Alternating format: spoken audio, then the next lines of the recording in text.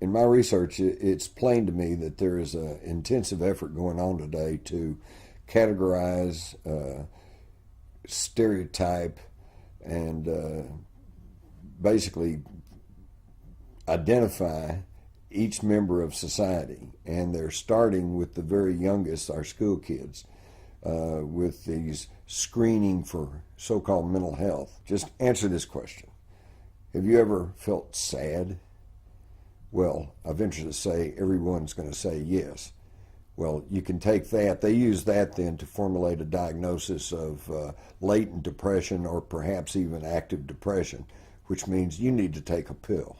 In about 1951, the Diagnostic and Statistical Manual of the American Psychiatric Association had identified about 151 mental disorders. Today, it's up to 374 and still growing. And of course, every time they come out with a new mental disorder, then they come out with a new drug to counteract it.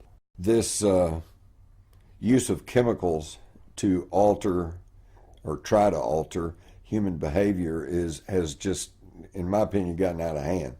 These psychotropic drugs that are pushing borderline people over into madness and violence and even stimulating otherwise normal kids into just, unconscionable acts. All you have to do is look at the record. The incidence of school shootings, teen suicides, violence has just skyrocketed.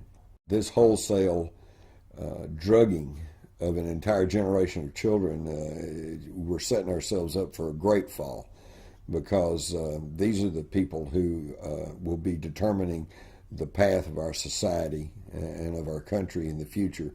And if we turn them into drug-induced zombies, we're going to really have a problem.